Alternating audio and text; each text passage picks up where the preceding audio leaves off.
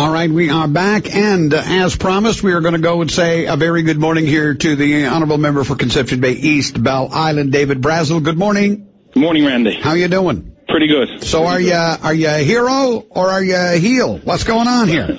I don't think I'm neither. What I am is very proud of the work that's being done in my district, but particularly on Bell Island, and particularly around the adult basic education literacy program, and the fact that we've been able to partner in a community where nobody else or no agency or no other entity would take on a program on the island because of the restrictions and the costs related, to be able to offer to the citizens, particularly those who come with some barriers, an opportunity to engage and further their education. Very proud of it. I'm looking right here now on my desk on articles of some of our students who've won the National Peter Zosky Literacy Awards for their writing. Some of the other people here who've won the Telegram Literacy Awards, all who came through the ABE programs.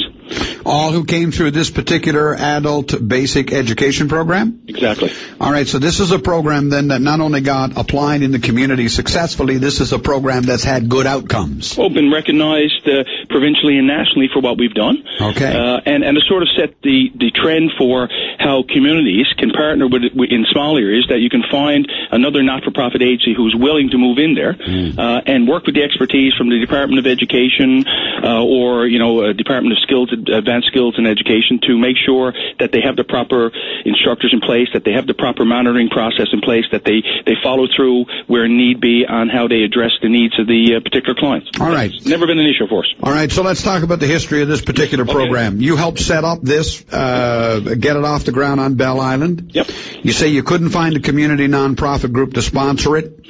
I'm assuming that you approached a lot of groups to sponsor it? Well, I'll give you a bit of history. The year before we started to sponsor it, and when I say we, is a committee of the existing Bell Island Hockey Association. And I got to clarify one thing. People say about the defunct.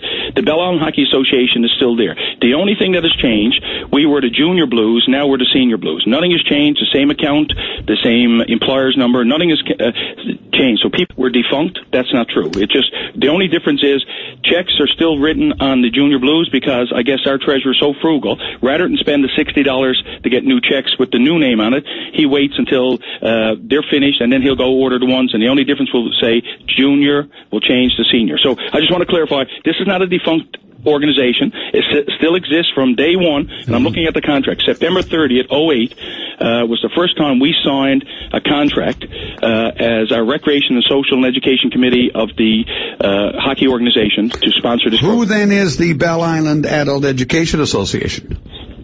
That is a committee of the Bell Island Senior Hockey Association, which has moved since then to go to be incorporated as a separate entity for this upcoming program.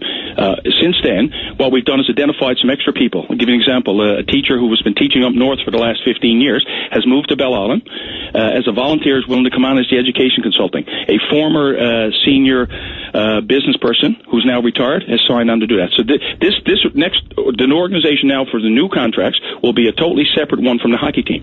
But prior to that, and I'll just go back a little bit of history, Rabbit Town Community Learners were the first people to go to Bell Island after a call for proposals, provincial call for proposals to offer an ABE program on Bell Island. Keeping in mind, a number of years before that, 5 years before that, the Liberal administration closed down the college over there, and no longer were programs offered to residents over there when it came to secondary education and post-secondary. So that was part of the issue. Rabbit Town Learners, give credit. Great organization, went over there, hired an instructor, the present instructor we still have. If you read the telegram, the one who's, very supportive of what we're doing and discarded or distanced himself from the other instructor, was hired. They went over for a full year, great, got things up and running under level one, just level one. At the end of that year, Rabbit Town said, unfortunately, we can't do this. It's costing us money because there has to be a buy-in and a partnership from an agency. It's too demanding. We don't have the administrative ability, nor do we have the funding. The next year, it didn't exist. I was inundated. Now, keep in mind, I'm just a social activist on Bell Island at the time.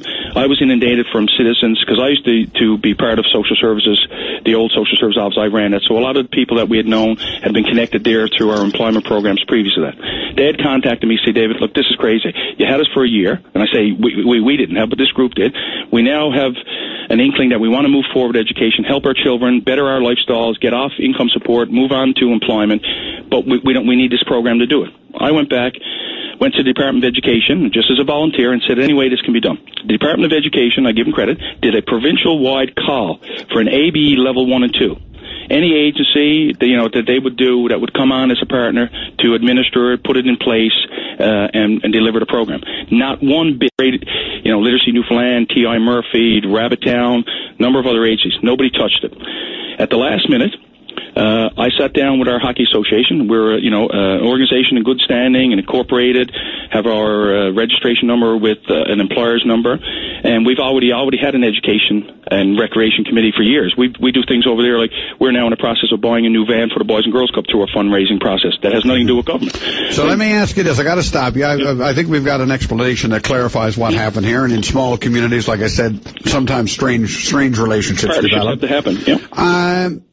There's a call by the opposition, obviously. They want this program audited. There's an accusation by the opposition. You just heard Yvonne Jones, I'm sure, basically saying, you know what? The people in the program didn't get books, they didn't have desks, they didn't have telephones, that none of the supports that should have been in place for such a program were in place. How do you respond to all of that? That's not true. The very first day, you asked Rabbittown, when we started at level 1, like anybody, you start new, and don't forget, you have no money then. You're just having a contract until money comes through. Since then, if you went over there now, and the instructor said to the Telegram last night, because I spoke to him this morning, come over, he's going to do pictures. It's state of the art.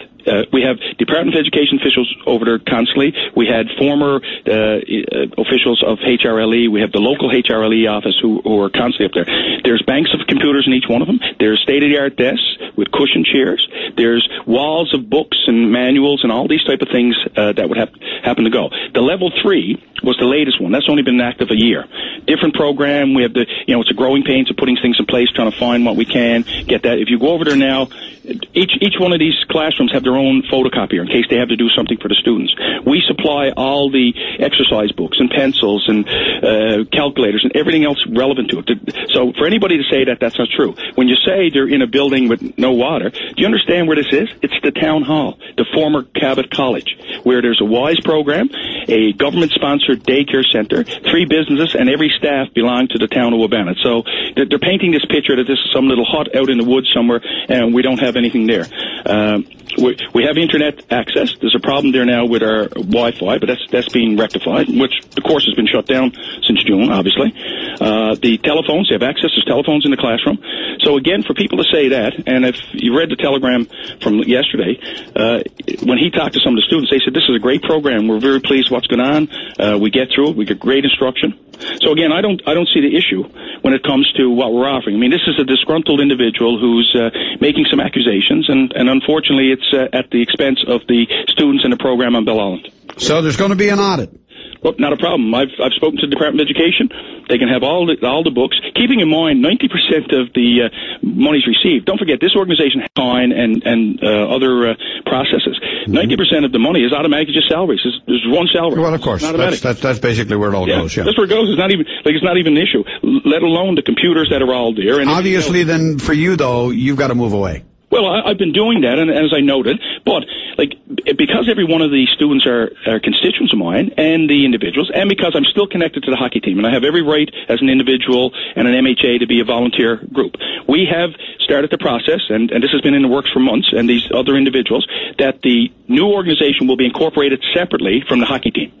Totally done separately, and that's in the process. The papers have been ready to put in place to be filed. That had nothing to do with this issue. It had to do with months ago when we were just finding the right people who would volunteer to take it on.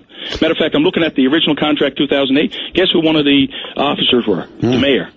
Vice chair was the mayor, because the town had supported this, and the town still supports it with in-kind reduction on the cost of our rent. Ended on that note, David Brazel, good to speak with you this morning. Thank you, Randy. Thanks, buddy. Take care. Bye-bye. That makes for an interesting point of view and an interesting argument, doesn't it? That's why I say, do you classify him? It's a big headline, Tory MHA under fire. Do you classify him as a heel? Or is he a little bit of a hero for getting all that stuff done?